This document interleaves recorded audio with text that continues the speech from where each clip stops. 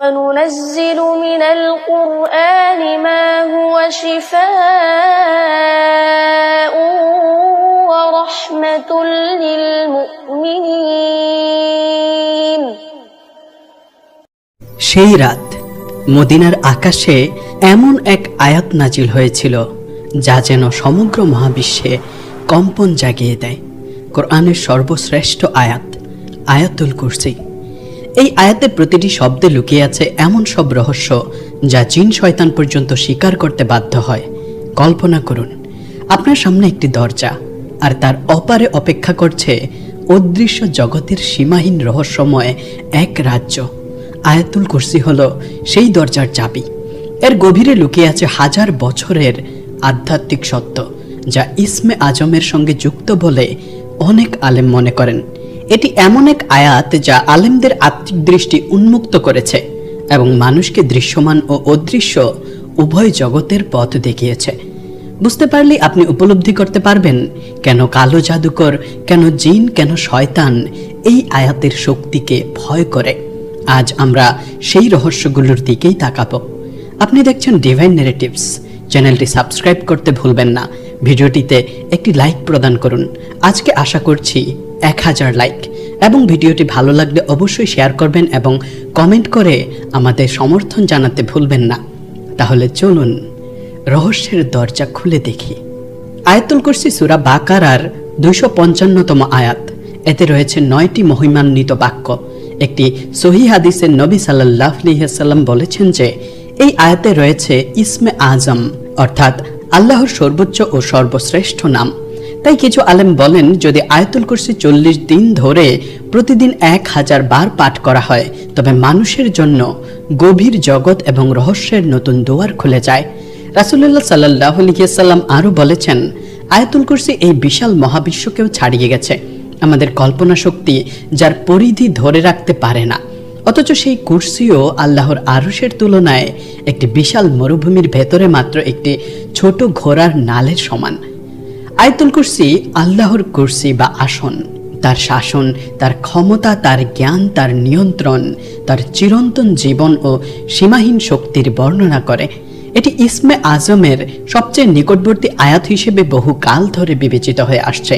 বলা হয়, যদি মানুষ দেখতে পেত আয়াতুল কুরসি পাঠের মুহূর্তে অদৃশ্য জগতে কি ঘটে, তবে তার হৃদয় সেই দৃশ্য সহ্য করতে পারত না। নবী সাল্লাল্লাহু আলাইহি ওয়াসাল্লাম এমন অনেক আশ্চর্য ঘটনা বর্ণিত করেছেন যা প্রমাণ করে আয়াতুল কুরসির শক্তি অন্যান্য সব আয়াতের তুলনায় আলাদা। যেমন আবু হুরায়রা রাদিয়াল্লাহু তাআলা আনহু এর বিখ্যাত ঘটনা। তিনি আমাদের জানান যে রাসূলুল্লাহ সাল্লাল্লাহু আলাইহি ওয়াসাল্লাম তাকে সদকার মাল পাহারা দেওয়ার দায়িত্ব দিয়েছিলেন। প্রতিদিন খেজুর একটু একটু করে কমতে থাকত, কিন্তু কে নিয়ে যায় তা বোঝা যাচ্ছিল না। এক রাতে তিনি পাহারা দিচ্ছিলেন, হঠাৎ দেখতে পেলেন একটি প্রাণী, দেখতে বড় বাচ্চার মতো। তিনি সালাম দিলেন এবং আশ্চর্যজনকভাবে প্রাণীটি সালামের উত্তর দিল। আবু হুরায়রা রাদিয়াল্লাহু তাআলা আনহু জিজ্ঞাসা করলেন, তুমি মানুষ নাকি জিন? সে উত্তর দিল, আমি একটি জিন। তিনি বললেন, তোমার হাত দাও। জিনটি হাত বাড়ালো। আবু হুরায়রা রাদিয়াল্লাহু তাআলা আনহু অনুভব করলেন হাতটি কুকুরের থাবার মতো, আর লোমগুলো তেমন। তিনি জিজ্ঞেস করলেন, জিনরা কি এমনই? জিনটি বলল, আমাদের জাতির মধ্যে আমার মতো কুৎসিত আর কেউ নেই, এটা জিনদের সবাই জানে। আমি জিজ্ঞাসা করলাম, তুমি কেন এসেছ? সে জবাব দিল, আমি অভাবী, আমি দরিদ্র, আমি কঠিন অবস্থায় আছি। তার কথা আমি বিশ্বাস করলাম, তাকে কিছু খাবার দিলাম এবং চলে যেতে দিলাম। সে প্রতিশ্রুতি দিল, আমি আর ফিরব না। পরদিন সকালে আমি রাসূলুল্লাহ সাল্লাল্লাহু আলাইহি ওয়াসাল্লামের দরবারে গেলে তিনি জিজ্ঞাসা করলেন, হে আবু হুরায়রা, গত রাতে যাকে ধরেছিলে তার কি হলো? এতে বোঝা গেল নবী করিম সাল্লাল্লাহু আলাইহি ওয়াসাল্লাম ব্যাপারটি আগে থেকেই জানতেন। আমি পুরো ঘটনা বর্ণনা করলাম এবং জানালাম যে দয়া করে তাকে ছেড়ে দিয়েছি। তখন নবী সাল্লাল্লাহু আলাইহি ওয়াসাল্লাম বললেন, সে তোমাকে মিথ্যা বলেছে, সে আবার আসবে। দ্বিতীয় রাতেও ঠিক তাই হলো। জিনটি আবার এলো এবং চুরি করার চেষ্টা করলো। আমি তাকে ধরলাম। সে অনুনয় করলো, শপথ করলো, আরেকবার সুযোগ চাইল। আমি আবারও তাকে ছেড়ে দিলাম। সকালে নবী সাল্লাল্লাহু আলাইহি ওয়াসাল্লাম আমাকে বললেন, সে তোমাকে আবারও মিথ্যা বলেছে, সে ফিরে আসবে। তৃতীয় রাতে জিনটি আবার হাজির হলো। এবার আমি বললাম, আজ আর তোমার মিথ্যা আমি বিশ্বাস করব না, আমি তোমাকে যেতে দেব না। সে বুঝতে পারে যে তার আর বাঁচার উপায় নেই।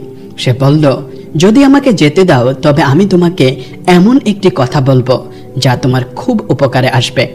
আমি বললাম, বলো। তখন সে বলল, যখনই তুমি রাতে ঘুমাতে যাবে আয়াতুল কুরসি পাঠ করবে। যদি এভাবে ঘুমাতে যাও, আল্লাহ তোমার জন্য সকাল পর্যন্ত এক রক্ষক নিযুক্ত করবেন, আর কোন শয়তান তোমার কাছাকাছি আসতে পারবে না। যখন আবু হুরায়রা রাদিয়াল্লাহু তাআলা আনহু সকালে নবী সাল্লাল্লাহু আলাইহি ওয়াসাল্লামকে এই কথা বললেন, তখন নবী সাল্লাল্লাহু আলাইহি ওয়াসাল্লাম বললেন, সে তোমাকে সত্য বলেছে।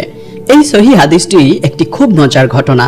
যে ব্যক্তি এই আয়াতটি পাঠ করে, আল্লাহ তাকে একজন ফেরেশতা রক্ষক হিসেবে পাঠান এবং এটি সকাল পর্যন্ত ব্যক্তিকে শারীরিক ও আধ্যাত্মিক ক্ষতি থেকে রক্ষা করে।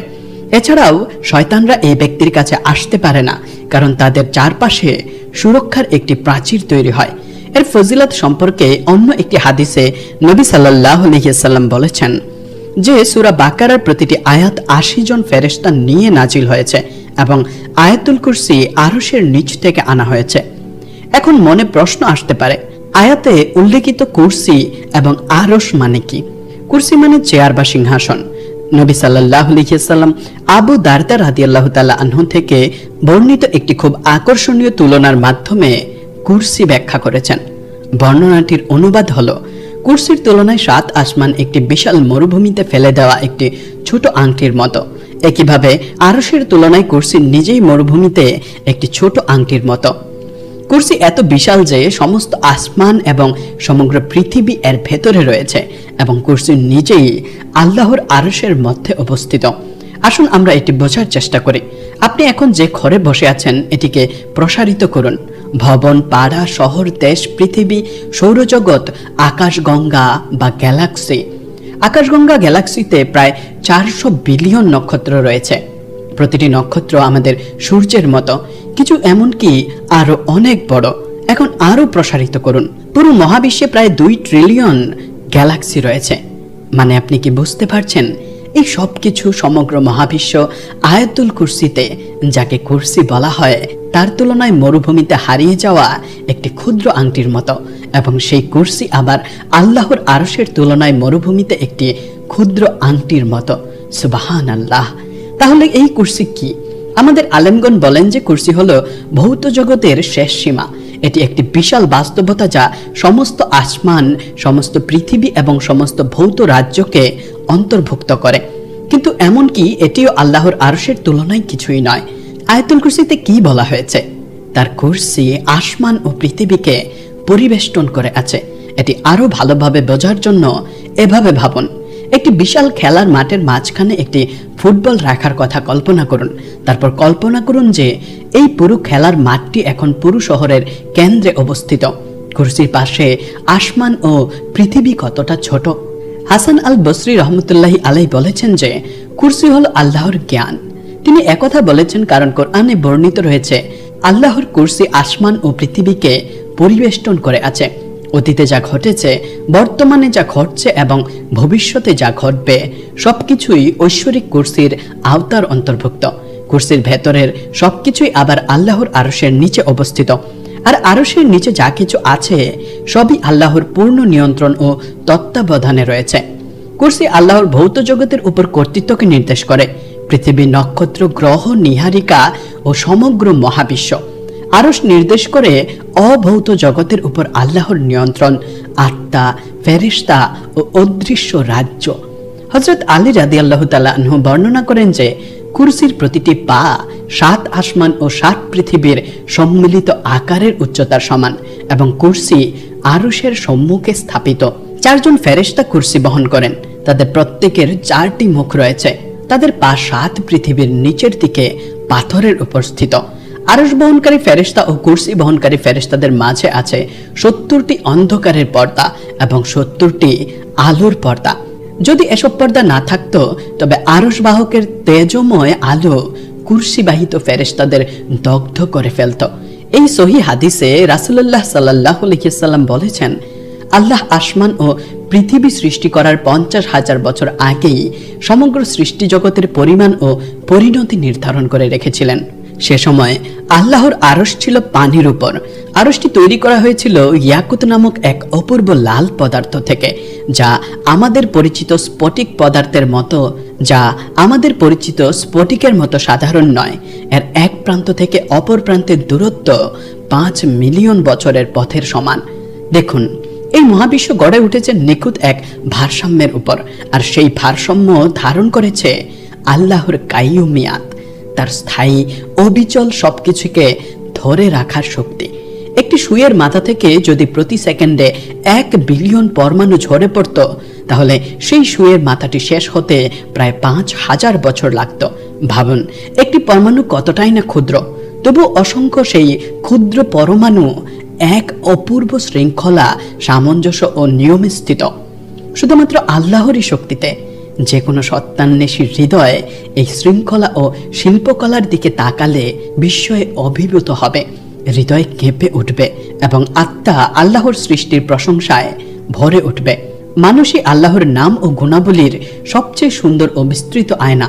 এই দৃষ্টিতে মানুষ হলো মাজহার-ই আজম, ঐশ্বরিক প্রতিফলনের সর্বোত্তম স্থান, এবং নকশি আজম, সর্বশ্রেষ্ঠ নিদর্শন। মানুষের ভেতরেই আল্লাহর নাম ও গুণাবলীর সবচেয়ে স্পষ্ট ও দীপ্ত প্রতিফলন প্রকাশ পায়।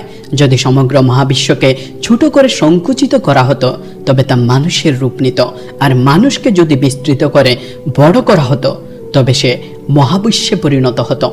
আল্লাহর সকল নাম ও গুণ মানুষের প্রকৃতি, অন্তর ও সত্তার ভেতর নিদর্শন হিসেবে প্রকাশিত হয়।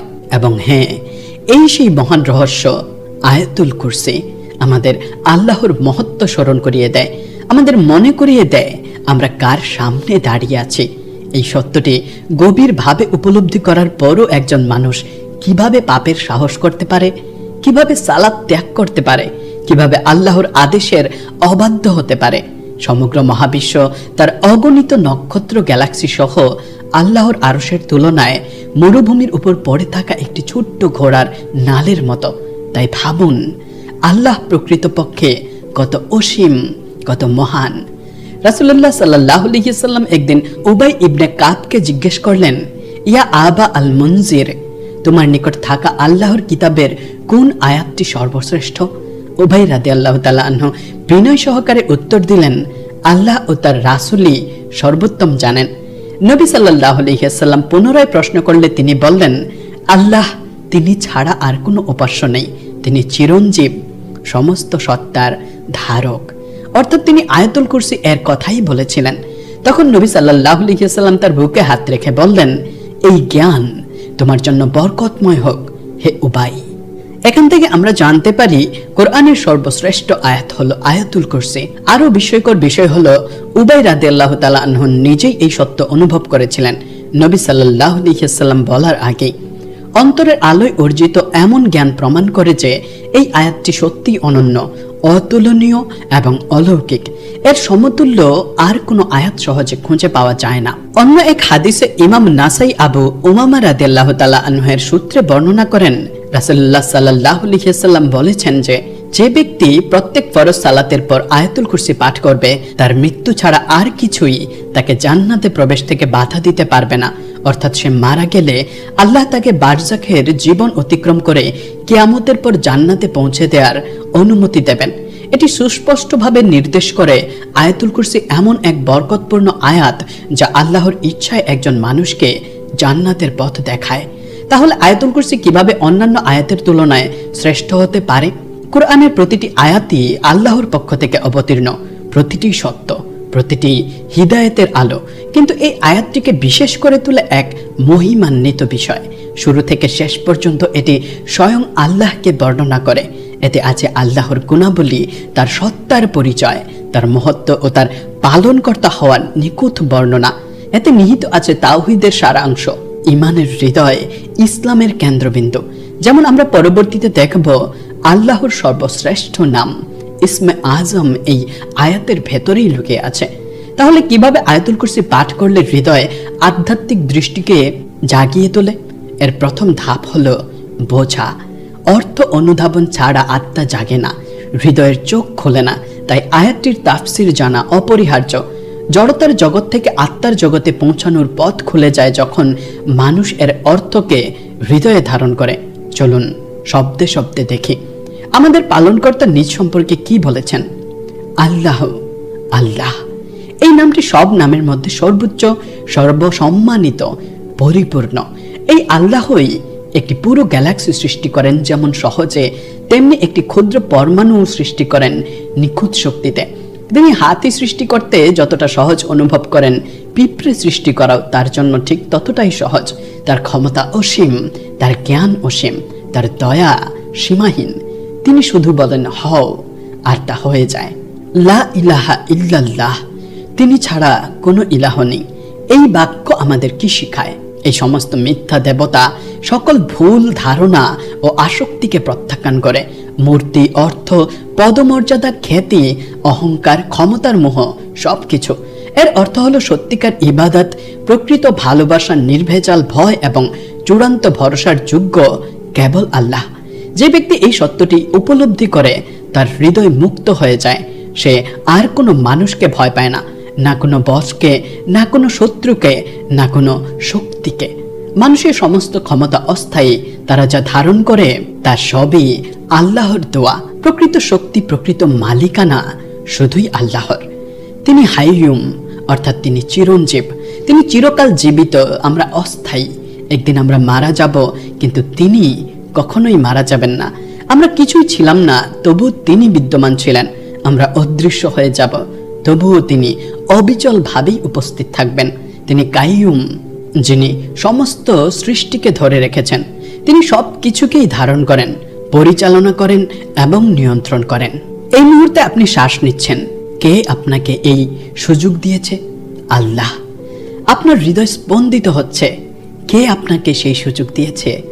আল্লাহ। পৃথিবী ঘুরছে, এটিকে কে ঘোরাচ্ছে? আল্লাহ। যদি 1 সেকেন্ডের জন্য টিকিয়ে রাখা বন্ধ করতেন তিনি, মহাবিশ্ব ভেঙে পড়ত, সবকিছু ধ্বংস হয়ে যেত। কোনো ঘুম বা তন্দ্রা তাকে গ্রাস করতে পারে না। কেন? কারণ আমরা ক্লান্ত হয়ে পড়ি। ঘুম না নিলে আমরা একদিনও জেগে থাকতে পারি না। 2 দিনের বেশি জেগে থাকলে শরীর ও মন ভেঙে পড়ে। কিন্তু আল্লাহ কখনোই ক্লান্ত হন না, কখনো ঘুমান না, কখনো তন্দ্রাচ্ছন্ন হন না। মুসা আলাইহিস সালামের লোকেরা জানতে চেয়েছিল, আল্লাহ কি ঘুমান? মুসা আলাইহিস সালাম এই প্রশ্ন শুনে অবাক ও বিরক্ত হয়েছিলেন। আল্লাহ তাদের দেখাতে চাইলেন। তিনি বললেন, হে মুসা, তোমার হাতে 2টি পানির গ্লাস ধরো এবং তা 1 মুহূর্তও ছেড়ো না। মুসা আলাইহিস সালাম 1 ঘন্টা ধরে রাখলেন, 2 ঘন্টা ধরে রাখলেন, কিন্তু রাত শেষে তিনি ক্লান্ত হয়ে হাত দুর্বল হয়ে পড়ল তার, এবং গ্লাসগুলো পড়ে গেল। তখন আল্লাহ বললেন, দেখেছ, তুমি 2টি গ্লাসও ধরে রাখতে পারোনি। যদি আমি ঘুমিয়ে পড়তাম, পুরো মহাবিশ্ব ভেঙে পড়ত, আসমানগুলো পড়ে যেত এবং সবকিছুই ধ্বংস হয়ে যেত। এটি আমাদের শেখায় যে, যে শক্তি, স্থায়িত্ব ও নিয়ন্ত্রণ আমরা দেখি, তার চেয়ে অসীম ও অবিচল আল্লাহ। আমরা ক্ষুদ্র, তিনি চিরঞ্জীব।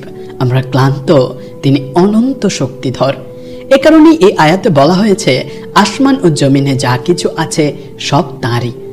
এই পৃথিবী আল্লাহর, এই গাছ আল্লাহর, এই শরীর আল্লাহর, এই জীবন আল্লাহর। যখনই তিনি চান, তিনি তা ফিরিয়ে নিতে পারেন। কোনো কিছুই প্রকৃতপক্ষে আপনার নয়, আপনি কেবল একজন তত্ত্বাবধায়ক। একদিন আপনাকে আপনার সমস্ত নিয়ামতের হিসাব দিতে হবে। তাই সবকিছুর প্রকৃত মালিককে কখনো ভুলবেন না এবং বলুন, আসমান ও জমিনে যা কিছু আছে সব আল্লাহরই। তার অনুমতি ব্যতীত তার কাছে কে সুপারিশ করতে পারে? এর মানে হলো, আল্লাহর অনুমতি ছাড়া কেউ আপনাকে সাহায্য করতে পারে না। ডাক্তার আপনাকে সুস্থ করে না, আল্লাহ আপনাকে সুস্থ করেন। আপনার বস আপনাকে জীবিকা দেয় না, আল্লাহ তা দেন। আপনার বাবা মা আপনাকে জীবন দেননি, দিয়েছেন আল্লাহ। সুতরাং শুধু আল্লাহর কাছেই চান, শুধু আল্লাহর কাছেই প্রার্থনা করুন, শুধু আল্লাহকেই ভয় করুন। আয়াতুল কুরসিতে লুকানো ইসমে আজম একটি গোপনীয়তা, একটি আলো যা মহাবিশ্বের গভীরতা উন্মোচন করে, আপনার প্রার্থনাকে কবুল করে এবং আপনার আকাঙ্ক্ষাগুলোকে বাস্তবে পরিণত করে। তার কথা চিন্তা করুন। এই গোপনীয়তা হলো আল্লাহর সর্বশ্রেষ্ঠ ও সবচেয়ে রহস্যময় নাম, ইসমে আজম।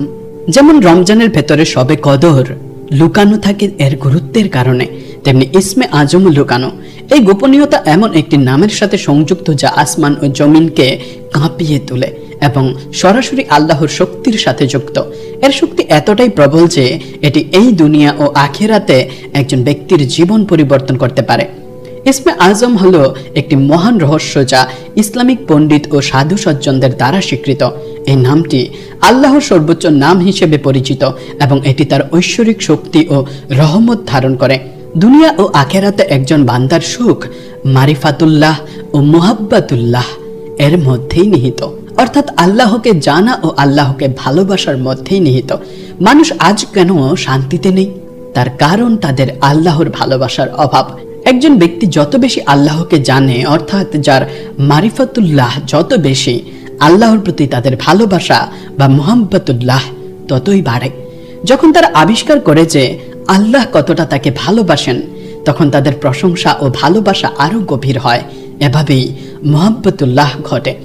সর্বোত্তম উপায়ে আমাদের পালনকর্তাকে জানার শ্রেষ্ঠ উপায় হলো ইসমে আজমকে জানা। এটি আল্লাহকে জানা ও ভালোবাসার সর্বোচ্চ পর্যায়। দুনিয়া ও আখিরাতের সুখের সূত্র ইসমে আজম ও আল্লাহর ভালোবাসার মধ্যে লুকানো। সৃষ্টিকর্তার ভালোবাসা অনুভব করা এবং তাকে ফিরিয়ে ভালোবাসা হলো মহাবিশ্ব ও সমস্ত জগতের উদ্দেশ্য। শতাব্দীর পর শতাব্দী ধরে এই ধারণাটি আলেম ও আধ্যাত্মিক অন্বেষণকারীদের মনকে দখল করে রেখেছে। কেনই বা করবে না? এই দুনিয়া, আখিরাত এবং সমস্ত রাজ্যের সৃষ্টির কারণ তো একটি। কেউ কেউ বলেন যে ইসমে আজম আল্লাহর ৯৯টি সুন্দর নাম এর মধ্যে একটি বা কয়েকটি হতে পারে, তবে কোন নাম বা নামগুলো তা স্পষ্টভাবে দেখানো হয়নি। এই অনিশ্চয়তা ইসমে আজমের আধ্যাত্মিক মূল্য এবং রহস্যকে বাড়িয়ে তোলে। মূল্যবান ধন সম্পদ খোলা রাখা হয় না, ঠিক যেমন শবে কদর। ইসলামের কিছু মূল্যবান জিনিস হিকমতের জন্য গোপন রাখা হয়। ইসমে আজম শুধু কিছু শব্দ নয়। ইবনে আরাবির মতো মহান সুফি আলেমদের মতে এই নাম আল্লাহর গুণাবলীর গভীরতম অর্থ বহন করে। এই গভীরতা কেবল জ্ঞানের মাধ্যমে নয়, একটি বিশুদ্ধ ও আন্তরিক হৃদয়ের মাধ্যমে বোঝা যায়। ইসমে আজমকে বোঝা মানে শুধু নামটি জানা নয়, এর অর্থ হলো এর অর্থের সাথে মিলে যায় এমন একটি জীবন যাপন করা।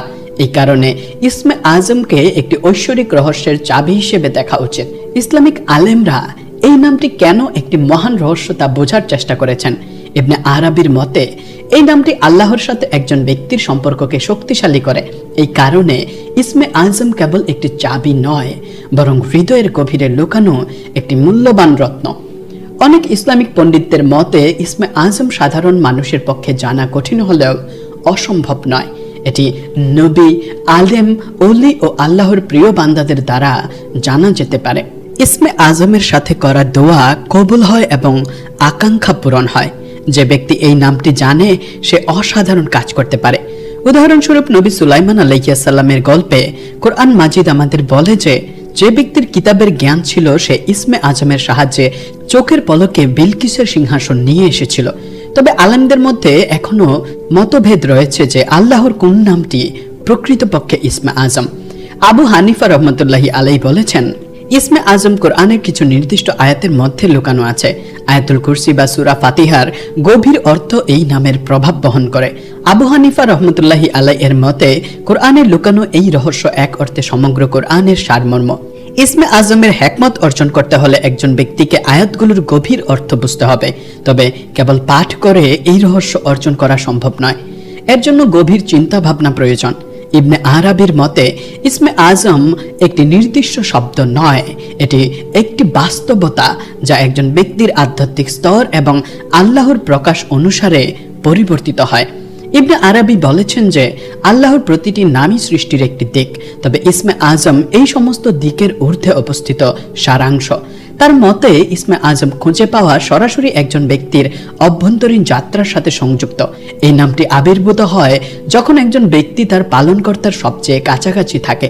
ইবনে আরাবি আরো বলেছেন যে এই নামের সাথে করা দোয়াগুলো একজন ব্যক্তির নিয়ত ও আন্তরিকতা অনুসারে রূপ নেয়।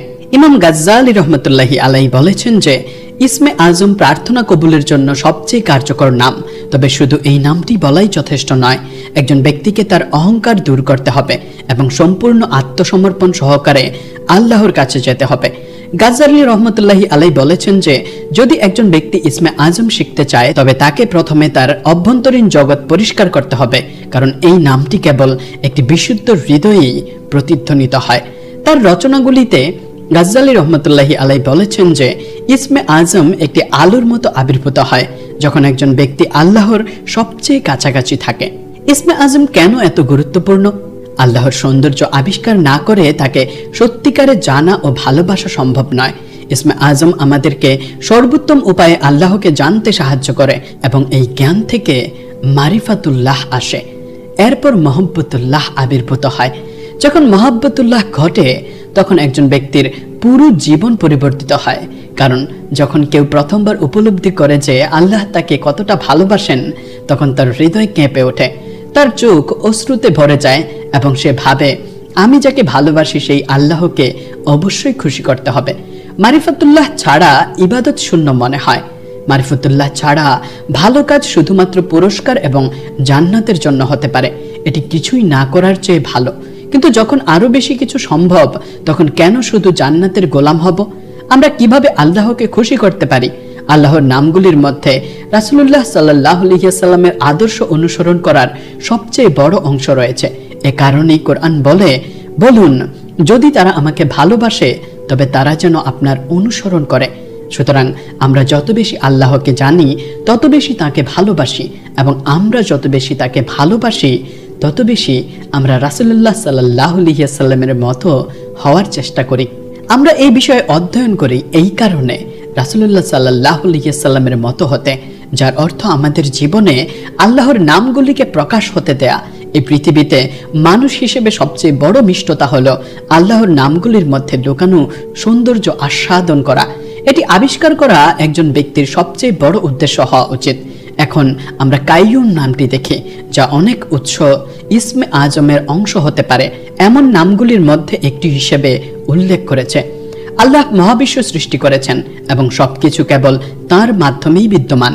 এই সৃষ্টি ধারাবাহিকতা ও টিকে থাকাও তার উপর নির্ভরশীল। সূরা আর রহমানে তিনি প্রতি মুহূর্তে কোনো না কোনো কাজে ব্যস্ত থাকেন। সূরা আল বুরুজে তিনি যা চান যেভাবে চান তা করেন। সূরা আর রুমে তিনি যা চান যেভাবে চান তা সৃষ্টি করেন। সূরা ইয়াসিনে সবকিছুর আদেশ তার হাতে।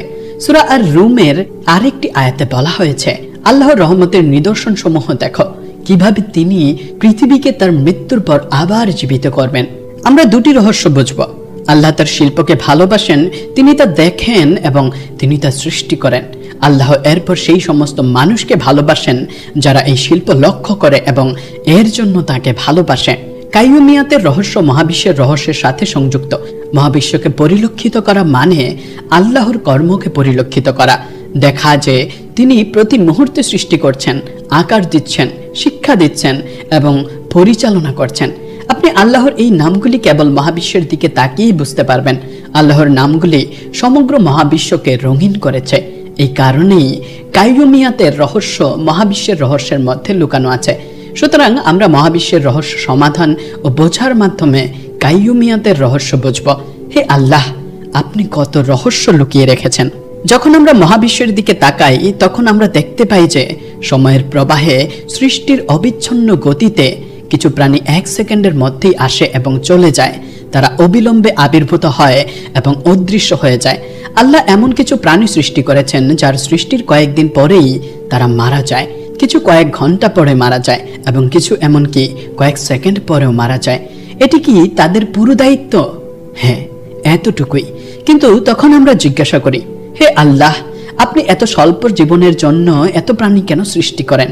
এত অল্প সময়ের জন্য এত প্রচেষ্টা কেন? আসুন আমরা এই রহস্যটি বুঝি।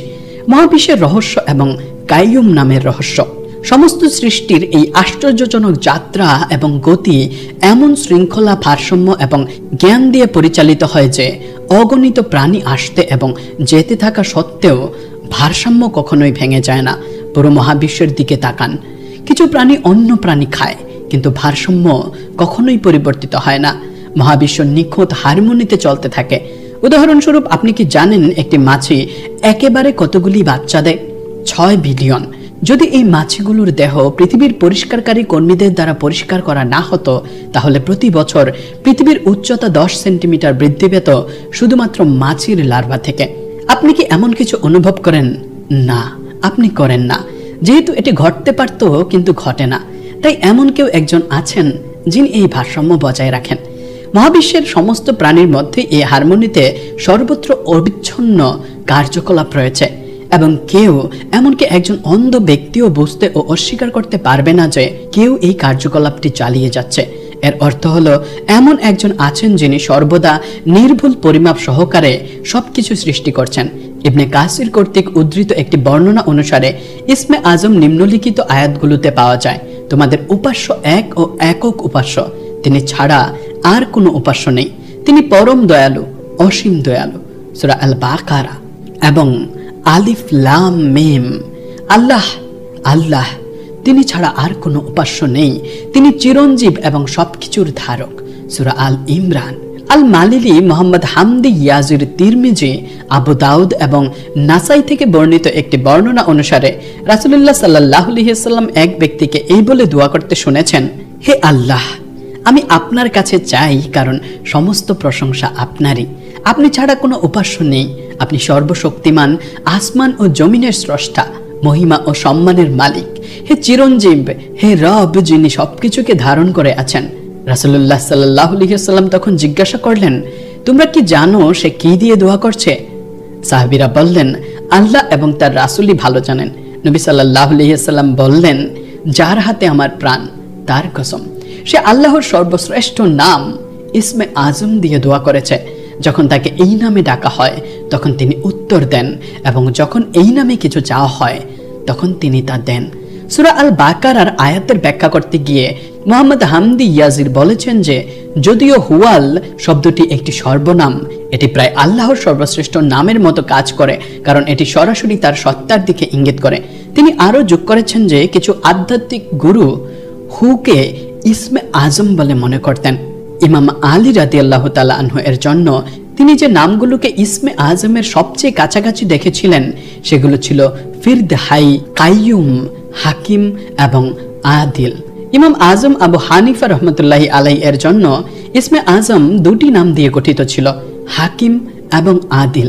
আব্দুল কাদির আল জিলানি গাউসুল আজমের জন্য ইসমে আজম ছিল ইয়াহিয়া। ইমাম রাব্বানির জন্য ইসমে আজম ছিল কাইয়ুম, এবং আরো অনেক মহান আলেম তাদের প্রাপ্ত আধ্যাত্মিক প্রতিচ্ছবি অনুসারে বিভিন্ন নামকে ইসমে আজম হিসেবে দেখেছেন। আল্লাহু আকবার, আল্লাহু আকবার। আল্লাহ রাতের অন্ধকারে একটি কালো পাথরের উপর চলা একটি ক্ষুদ্র পিঁপড়ার পদক্ষেপও জানেন। তিনি মহাবিশ্বের দূরতম অংশে ক্ষুদ্রতম পরমাণুটি কোথায় আছে এবং কখন কোথায় তা যাবে তাও জানেন, কারণ তিনি প্রতিটি কর্মের সৃষ্টিকর্তা, তিনি আল্লাহ। তিনি জানেন তাদের সামনে কি আছে এবং তাদের পেছনে কি আছে। তিনি জানেন আপনি কি করছেন এবং কি করবেন। তিনি আপনার হৃদয়ে কি আছে তা জানেন, আপনি যা লুকান তাও জানেন। সুতরাং কখনো বলবেন না কেউ দেখে না। আল্লাহ সবকিছু দেখেন এবং জানেন। তার জ্ঞান থেকে কিছুই ব্যতীত নয়। তিনি কেবল যা চান না তা ছাড়া। আমরা যা কিছু জানি তা আল্লাহই আমাদের শিক্ষা দেন। আমরা নিজেরা কিছুই জানতে পারি না। যদি আল্লাহ শিক্ষা না দেন তবে সবচেয়ে বড় আলেমও অজ্ঞ হয়ে থেকে যাবে। তার কুরসি আসমান ও জমিনকে পরিবেষ্টন করে আছে। এটি মহত্বের আয়াত যা সপ্তম রহস্য ব্যাখ্যা করে। এগুলো রক্ষণাবেক্ষণ তাকে কখনো ক্লান্ত করে না। এই বিশাল মহাবিশ্বকে রক্ষা করা, টিকিয়ে রাখা আল্লাহর জন্য সহজ। আয়াতুল কুরসি মূলত আমাদেরকে বলছে, এমন পালনকর্তাকে ভয় করো, তার আনুগত্য করো, তার ইবাদত করো। সুতরাং বলুন, আমি সেই দুর্বল মানুষদের প্রতি আমার হৃদয়কে সংযুক্ত করব না যারা আল্লাহর অনুমতি ছাড়া এক পাও চলতে পারে না। যখন আমরা আয়াতুল কুরসির দিকে তাকাই, আমরা আয়াতটিকে 9টি বাক্যে বিভক্ত দেখতে পারি। এখন আমি চাই আপনি প্রথম বাক্য এবং শেষ নবম বাক্যটি দেখুন। প্রথম বাক্যটি বলে, আল্লাহ, তিনি ছাড়া কোনো উপাস্য নেই, তিনি চিরঞ্জীব এবং সবকিছুর ধারক। এর অর্থ হলো তিনি জীবন দেন, তিনিই জীবনের উৎস, এবং তিনি কাইয়ুম, যিনি সবকিছুকে জীবিত রাখেন। এরপর শেষ বাক্য এবং নবম বাক্যটি বলে, তিনি সর্বশ্রেষ্ঠ এবং সর্বোচ্চ। প্রথম এবং শেষ উভয় বাক্যে আল্লাহর দুটি নাম আবির্ভূত হয়। এই কারণে প্রথম এবং শেষ বাক্যগুলো একে অপরের সাথে মিলে যায় এবং একে অপরকে সম্পূর্ণ করে। এখন দ্বিতীয় এবং শেষ থেকে দ্বিতীয় অষ্টম বাক্যটি দেখুন। দ্বিতীয় বাক্যটি বলে, কোনো তন্দ্রা বা ঘুম তাকে গ্রাস করতে পারে না এবং আসমান ও জমিনকে রক্ষা করতে তাকে ক্লান্ত করে না। দ্বিতীয় এবং অষ্টম বাক্যগুলো একটি নিখুঁত জুটি তৈরি করে। উভয় বর্ণনা করে যে কিছুই আল্লাহকে ক্লান্ত করতে পারে না এবং তার জন্য কোনো কিছুই কঠিন নয়। এখন তৃতীয় এবং শেষ থেকে তৃতীয় সপ্তম বাক্যটি দেখুন। তৃতীয় বাক্যটি বলে, আসমান ও জমিনে যা কিছু আছে সব তাঁরই। অর্থ হলো আল্লাহ সবকিছুর মালিক। এটি তাঁর নাম মালিক, মালিককে প্রতিফলিত করে। সপ্তম বাক্যটি বলে, তার কুরসি আসমান ও জমিনকে পরিবেষ্টন করে আছে। কুরসি সমগ্র মহাবিশ্বের উপর আল্লাহর শাসন ও রাজত্বকে দেখায়। এটি তার নাম মালিক, রাজা এবং নিরঙ্কুশ শাসককে প্রতিফলিত করে। সুতরাং তৃতীয় এবং সপ্তম বাক্যগুলো সুন্দরভাবে মিলে যায়। আল্লাহ সবকিছুর মালিক এবং সবকিছু শাসনকারী রাজা উভয়ই। এখন চতুর্থ এবং শেষ থেকে চতুর্থ ষষ্ঠ বাক্যটি দেখুন। চতুর্থ বাক্যটি বলে, তার অনুমতি ব্যতীত কে তার কাছে সুপারিশ করতে পারে? ষষ্ঠ বাক্যটি বলে, তার জ্ঞান থেকে তারা কিছুই আয়ত্ত করতে পারে না, কেবল তিনি যা চান তা ব্যতীত। উভয় বাক্যই আল্লাহর অনুমতি এবং ইচ্ছার সাথে সংযুক্ত। যদি আল্লাহ অনুমতি না দেন তবে কোনো সুপারিশ নেই, যদি আল্লাহ না চান তবে কেউ কিছুই জানতে পারে না। সুতরাং চতুর্থ এবং ষষ্ঠ বাক্যগুলো একে অপরকে নিখুঁতভাবে সম্পূর্ণ করে। মাঝখানে একটি বাক্য আছে। সেটি কোন বাক্য? সেটি হলো, তিনি জানেন তাদের সামনে কি আছে এবং তাদের পেছনে কি আছে। এর অর্থ হলো আল্লাহ তার বান্দারা যা কিছু করছে এবং যা কিছু করবে তা সবই জানেন। তিনি জানেন কারণ তিনিই সবকিছু জানেন। তিনি সময় ও স্থানের ঊর্ধ্বে, তাই তার জ্ঞান সমস্ত কিছুকে আবৃত করে। আল্লাহ নিজে সময় এবং স্থানের নিয়ম তৈরি করেছেন, সেগুলোর দ্বারা তিনি আবদ্ধ নন, তাই তার কাছে কিছুই গোপন থাকতে পারে না। একইভাবে এই বাক্যটি আমাদের এই অর্থ স্পষ্ট করে বলার পাশাপাশি একটি পরোক্ষ বার্তাও দেয়। এই পঞ্চম বাক্যটি যা ঠিক মাঝখানে রয়েছে আমাদেরকে অন্য কিছু দেখায়। এটি দেখায় যে এর আগের চারটি বাক্য এবং এর পরের চারটি বাক্য একে অপরের সাথে নিখুঁতভাবে মিলে যায় এবং একে অপরকে সম্পূর্ণ করে, একটি সুন্দর প্রতিসাম্য গঠন করে। আর এই নিখুঁত হারমোনি কে জানে? আল্লাহ জানেন। যিনি এটি তৈরি করেছেন তিনি জানেন। যেহেতু তিনি জানেন তাই তিনি এটি সৃষ্টি করেছেন। যেহেতু যিনি জানেন তিনি এটিকে সৃষ্টি করেছেন, তাই তিনি পূর্ণ জ্ঞান সহকারে কথা বলেন এবং তার কোরআনের মাধ্যমে এই নিখুঁত কাঠামো দিয়ে আমাদের সাথে কথা বলেছেন। কে এমন কথা বলতে পারে বন্ধুরা? কে এমন সৌন্দর্য, এমন বাগ্যিতা, এমন নিখুঁত হারমোনি তৈরি করতে পারে? অন্য কোনো বইয়ে এটি কি পাওয়া যায়? যখন আমরা সমগ্র সূরা বাকারার দিকে তাকাই তখন আমরা দেখতে পাই যে এটিও 9টি প্রধান থিমের মধ্য দিয়ে যায়। এই 9টি থিম একে অপরের সাথে মিলে যায়। এক 9টির সাথে, 2টি 8-এর সাথে, 3টি 7-এর সাথে, 4টি 6-এর সাথে, ঠিক আয়াতুল কুরসির ভেতরের প্রতিসাম্যের মতো। এটি আমাদেরকে আরেকটি আশ্চর্যজনক প্রতিসাম্য বা অলৌকিকতা দেখায়। আমরা সূরা ইউসুফেও একই রকম কিছুই দেখতে পাই। সূরা ইউসুফ কোরআনের 12তম সূরা। নবী ইউসুফ ছিলেন 12 জন পুত্রের একজন। যখন আমরা সূরা ইউসুফকে 12টি প্রধান থিম দিয়ে পরীক্ষা করি তখন আমরা দেখতে পাই যে সেগুলো সুন্দরভাবে একে অপরকে সম্পূর্ণ করে, আবারও একটি প্রতিসাম্যিক কাঠামো আবির্ভূত হয়। আয়াতুল কুরসির অর্থ এবং এর ভেতরের রহস্য ব্যাখ্যা করার পর আমরা সবচেয়ে সাধারণ প্রশ্নগুলোর আরেকটিতে আসি। এই আয়াতের ফজিলত কি এবং এর রহস্য ও শক্তি থেকে উপকৃত হওয়ার জন্য আমাদের কি করা উচিত? মহান ইসলামিক আলেমগণ নিম্নলিখিত পরামর্শ দিয়েছেন। আমার বন্ধুরা, একটি কাগজে আয়াতুল কুরসি লিখুন বা ইন্টারনেট থেকে প্রিন্ট করুন। তারপর এই কাগজটি আপনার দরজায় বা আপনার বাড়ির কোথাও দৃশ্যমান স্থানে ঝুলিয়ে দিন। প্রতিদিন আয়াতুল কুরসি দেখুন, এটি পড়ুন এবং এর অর্থ সম্পর্কে চিন্তা করুন। আপনি দেখতে পাবেন যে আপনার বাড়িতে যে বরকত, শান্তি এবং স্থিরতা প্রবেশ করবে তা সম্পূর্ণ ভিন্ন হবে। বাড়ি থেকে বের হওয়ার সময় বা ভ্রমণ করার সময় এটি 7 বার প্রতিটি দিকে পাঠ করার পরামর্শ দেওয়া হয়।